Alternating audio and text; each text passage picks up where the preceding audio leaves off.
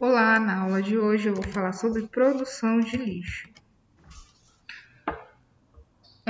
Essa produção de lixo, ela propicia condições de proliferação de vetores, no caso, a produção de alimentos, restos de alimentos, propicia a produção de baratas, de roedores, já no caso que você utiliza produtos plásticos e borracha, como pneus, eles acabam acumulando, sendo liberados em terrenos que não deveriam ser liberados. Eles acabam acumulando água da chuva, que acaba propiciando a proliferação de mosquitos. E dessa forma, esses animais podem transmitir doenças para nós. E produção também de entulho, ele ocorre a proliferação de aranhas, escorpiões, que são, eles não passam doença para nós, mas são peçonhentos, que produzem veneno, e dessa forma é mais perigoso para nós também. E esses entulhos são de concreto, de madeira, restos de móveis, e propicia então uma casa para esses animais, um esconderijo para esses animais, da forma que eles são acumulados no chão, num ambiente indevido. E primeiro que a gente tem muito entulho, as pedras, esses restos, porque a gente constrói muito, a gente reforma muito. E a gente acaba descartando indevidamente. E nesses ambientes acaba ocorrendo a proliferação desses escorpiões e dessas aranhas venenosas. Além dessas madeiras, a gente acaba comprando muito móveis, acaba trocando muito móveis, e dessa forma,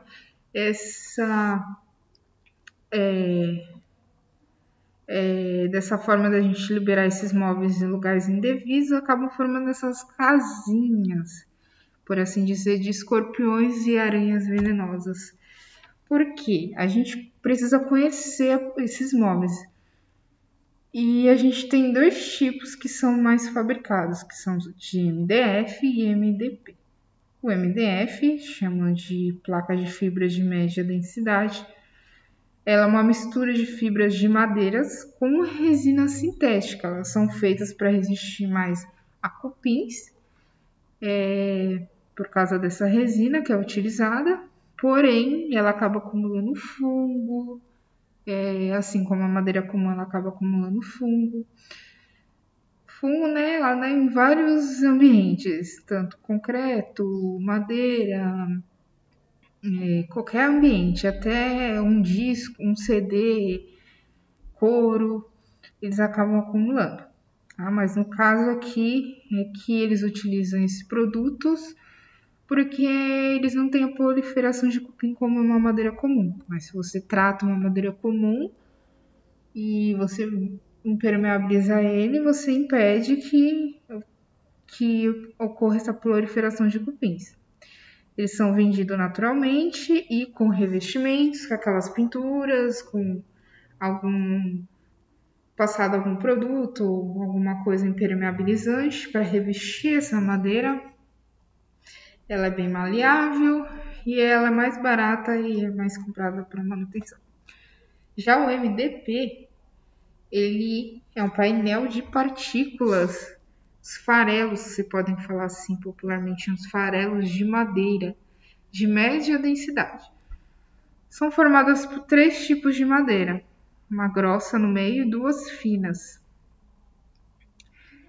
São usadas em estruturas de móveis e portas, tem alta resistência física, mais resistente à água e umidade que o MDF, tá? Ela não incha como o MDF no momento que ela tem contato com água. Ela tem a melhor absorção também de tintas, que vocês podem ver como melhor a imagem do MDP, como ela é dentro, e ela não incha aqui no caso do MDF, se tem contato com água. E temos a madeira maciça, que é a própria madeira sem não são aglomerados de madeira com resinas, é a própria madeira retirada da planta. O problema é que elas não são muito em acesso para todos, pois essa madeira, além de tem que ser utilizada apenas madeira de lei, porque você acaba derrubando muitas árvores nativas que não deveriam ser, que demora para se, como se fala, para se desenvolver, 30 anos ou mais, quando você planta uma muda de uma árvore nativa para ela poder crescer. Há muitas árvores que demoram para isso. Então eles utilizam mais essas partículas de pino, de eucalipto para a produção de móveis. Além de ser utilizado madeira de lei, eles têm problemas com cupins, mas isso se resolve com tratamentos. No mesmo caso, com água, ele pode ser utilizado verniz, impermeabilizantes.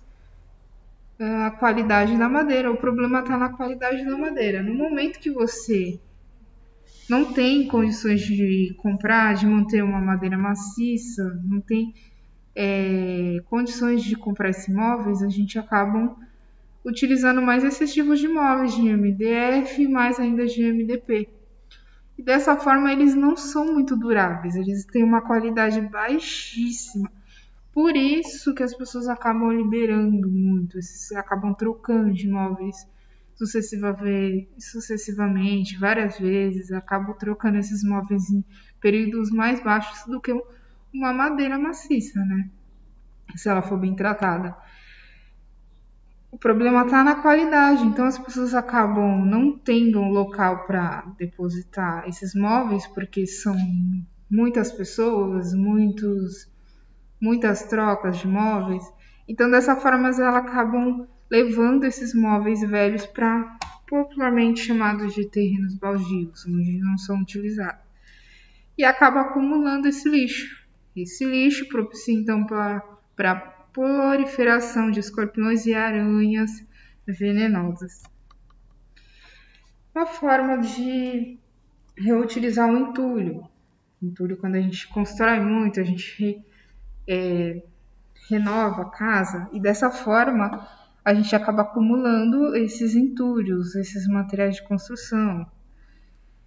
E para que assim a gente não acumule nele, a gente pode reciclá-lo.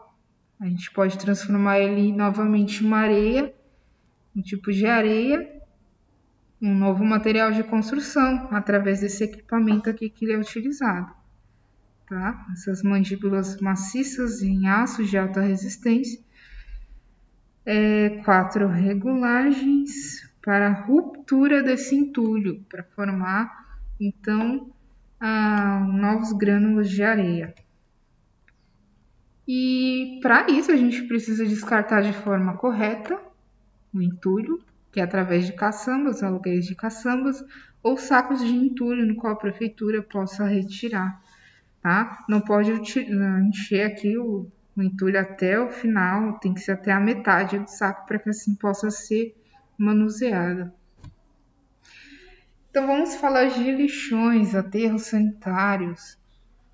O lixo ele é jogado sobre o solo, ele é compactado e coberto com terra. Faltam lugares que podem ser utilizados para essa finalidade, porque a gente produz muito lixo. E quando não tem como utilizar mais esse ambiente, a gente transforma ele em parque. Mas esses parques, tem muitos parques que acabam não crescendo a vegetação. Porque além de ter, se ele não tiver só matéria orgânica, tiver materiais recicláveis e entulho, impossibilita a planta de crescer, de suas raízes se ramificarem no solo. Por isso que há parques que não têm vegetação, por causa que antigamente era lixões e dessa forma não tinha uma forma adequada de reciclagem, jogavam de qualquer forma, qualquer tipo, e por isso essas plantas não se proliferam. Isso acontece muito na Grande São Paulo, no Parque Carapicuíba e o Parque Vila Lobos, algumas partes do Parque Vila Lobos. Temos aqui a usina de incineração, é uma forma de eliminar esse lixo presente no lixão, liberar esse espaço.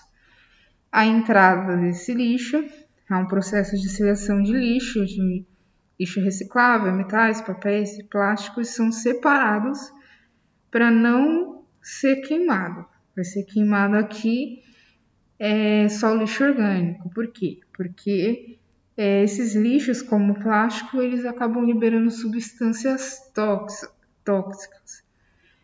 Temos aqui o sistema de resfriamento, porque essa incineração acaba aquecendo o equipamento. O restante de lixo que é passado, né? O lixo orgânico não pode ser recuperado, ele segue para incineração, onde a energia gerada é encaminhada para a rede elétrica. A gente pode utilizar a queima do lixo orgânico, a incineração para a produção de energia elétrica, porque nada mais como uma termoelétrica é o gás que é liberado para movimentar turbinas. Então, dessa forma, a incineração do lixo pode ser utilizado para produção de energia elétrica. Temos a turbina, o gerador, e por último temos aqui o filtro, e do filtro encaminha para a chaminé para ser liberado gases, como moléculas de água. Tendo a presença desse filtro, eles podem reter gases poluentes, como o metano. Vocês vão saber aqui porque é produzido metano através do lixo. A queima deliberada, a incineração, sem a seleção desse lixo reciclável e sem aquele filtragem dos gases poluentes, que acontece muito disso, acaba liberando gases poluentes e substâncias tóxicas de plástico. E temos aqui, como eu falei, sobre produção de energia elétrica, a gente pode utilizar o metano, o gás que é liberado da fermentação do lixo orgânico, porque uma fermentação anaeróbica é quando há ausência de oxigênio. Então, temos as bactérias anaeróbicas para a degradação desse lixo. É captado os gases liberados pela fermentação na decomposição da matéria orgânica. Esses gases, que chamamos então de biogás, que é produzido dessa decomposição do lixo orgânico, é liberado um chorume antes, né? Na decomposição é liberado um chorume. É esse chorume que ele vai ser aquecido, esse líquido escuro e viscoso, ele vai ser aquecido para a produção desse biogás. E esse biogás que chamamos de metano. O metano nada mais é que um gás que contribui mais que o CO2 para interagir com o calor que vem do Sol, com o infravermelho, as ondas infravermelhas. Ele interage com os gases poluentes, interagem com as ondas vermelhas, no qual vai aquecer o ambiente. A gente sabe a importância do efeito estufa, mas a produção, a liberação desse metano e desse gás carbono intensificam o efeito estufa da Terra, que ocasiona em aquecimento global. Então, o biogás, ele liberado na atmosfera, esse metano, o gás metano, acaba contribuindo, intensificando o efeito estufa da Terra. Temos também um problema entre lixões e aterros sanitários. O aterro sanitário é a liberação do lixo, mas num ambiente controlado, ao contrário do lixão, que é assim liberado em céu aberto, sem uma manta impermeabilizadora, no caso que é utilizado em aterro sanitário. E a gente sabe, né, que a captação da queima do gás metano, eles informam, alguns têm a captação da queima desse gás metano, que é na qual é aquecido o chorume. Mas se não tiver esse controle, acaba poluindo a atmosfera. E essa manta, ela auxilia para esse líquido, esse chorume, não infiltrar no solo. Porque se ele infiltrar no solo, ele polui o solo e também os aquíferos que tiver naquela região. Por exemplo, ele corre caminho, né? Esse líquido corre caminho, assim como a água da chuva no solo, para a formação de aquíferos. Então, esse chorume ele se encaminha para os lençóis freáticos, as águas subterrâneas. E dessa forma, a contaminação dessa água, impossibilitando ela para ser retirada do solo, captada essa água para ingestão, para que as pessoas possam usufruir dessa água. E também ela acaba poluindo nascentes, porque muitas nascentes vêm de o extravasamento da água de aquíferos. Temos aqui o chorume, que é esse líquido escuro e viscoso. Ele polui o solo, polui a água nos aquíferos. Se ela encaminhar para os rios também, acaba poluindo esses rios. O chorume, em total, ele polui todos os tipos de ambiente, solo, água e atmosfera na queima para a produção do biogás. E por que reciclar? O lixo não orgânico, ele não é biodegradável. Papel, papelão, plástico, vidro, metal e orgânico, eles são divididos dessa forma, porque muitos não são biodegradáveis, tá? A gente não tem bactérias e fungos que decompõem rapidamente esses produtos. E eles ocupam muito espaço em aterros devido à sua dificuldade de compactação, tá? Além daquele problema que eu falei, que as plantas não conseguem se enraizar no ambiente por causa dos entulhos e desses lixos não biodegradáveis, ele acaba ocupando muito espaço. A gente viu até aquela opção de incineração, tá? Mas polui, se não tiver um controle exato, filtragem, separação, ele polui a atmosfera e ele ocupa muito espaço por não ser biodegradável. Além desses recicláveis, que é o plástico, é o metal, o papel, o vidro, a gente tem os restos orgânicos, os restos de comida, que eles sim são decompostos rapidamente por fungos e bactérias.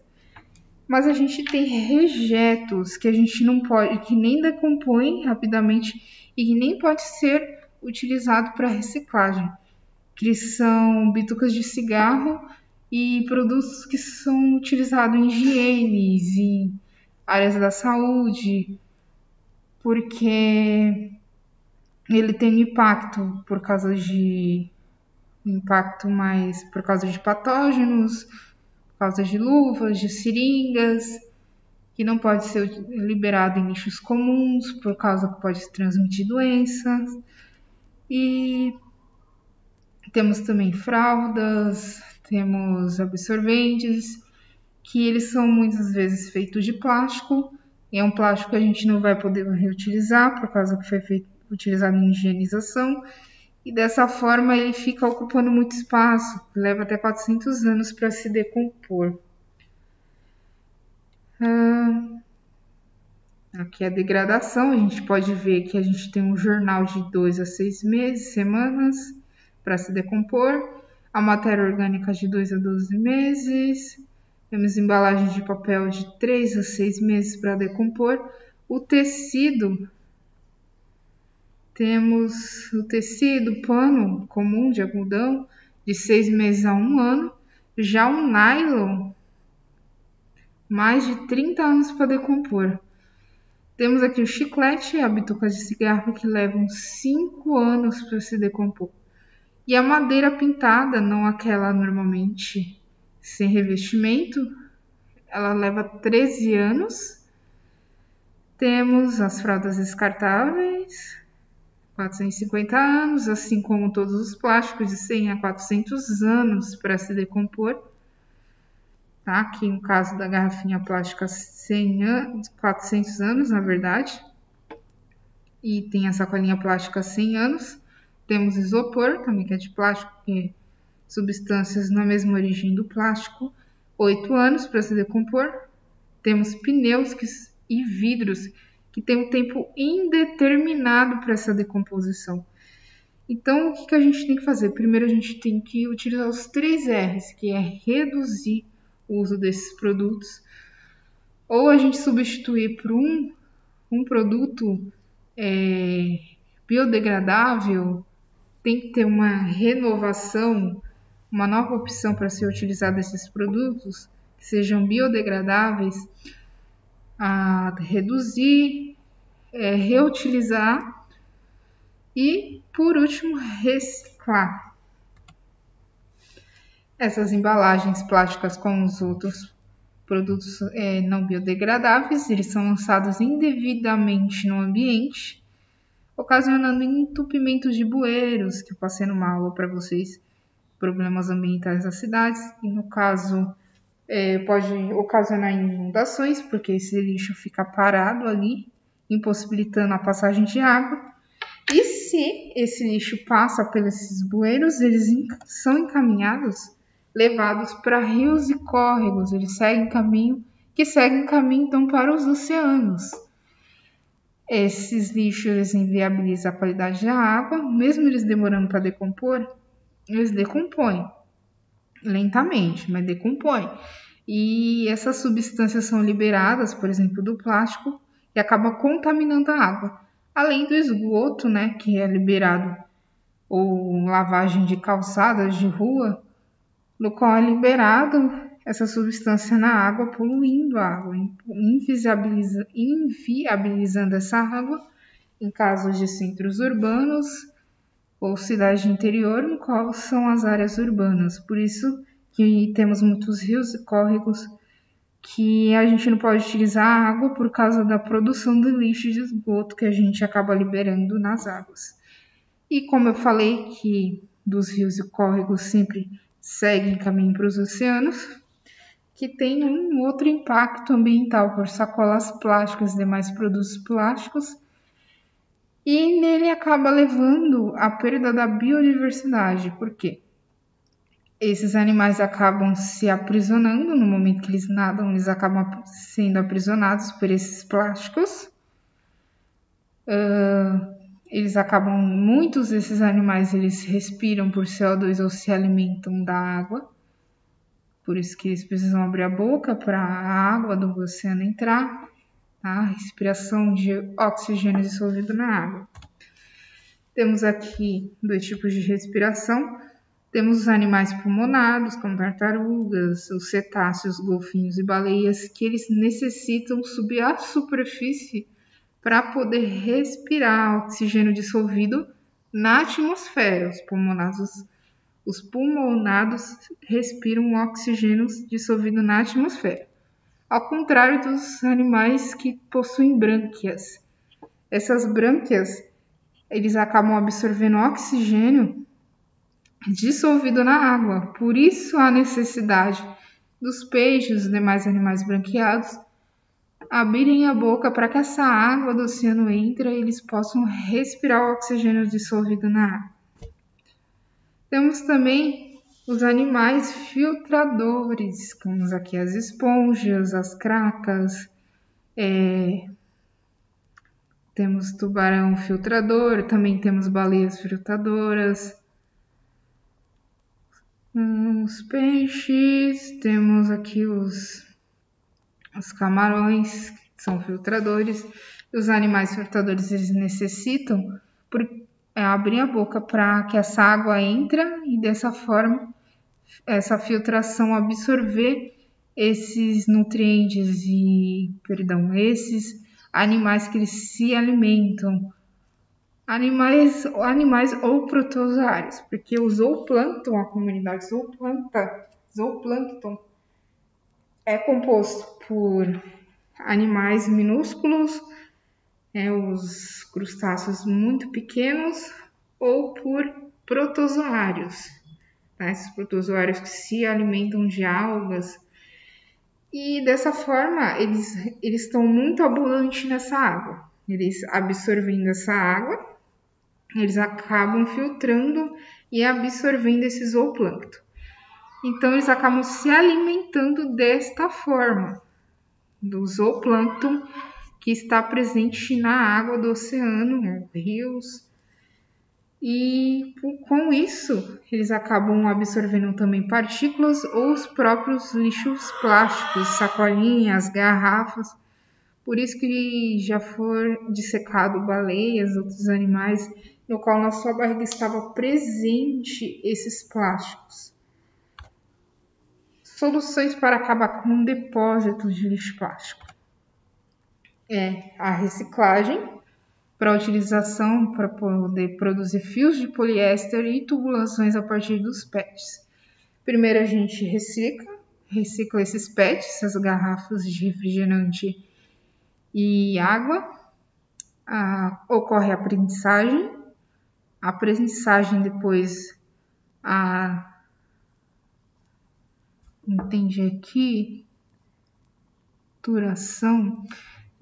texturação, que ocorre a formação de flocos e depois da extrusão, formações de grãos minúsculos.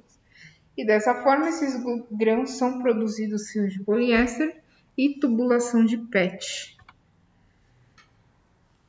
E a gente pode, então, por fim, produzir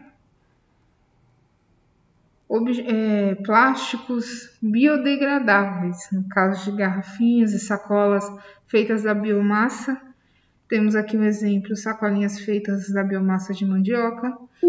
Dessa forma, a gente acaba produzindo produtos biodegradáveis, no qual, em vez de levar de 100 a 400 anos para degradar, ele leva apenas 80 dias para degradar. Porque a gente tem os fungos e bactérias degradando essa matéria orgânica.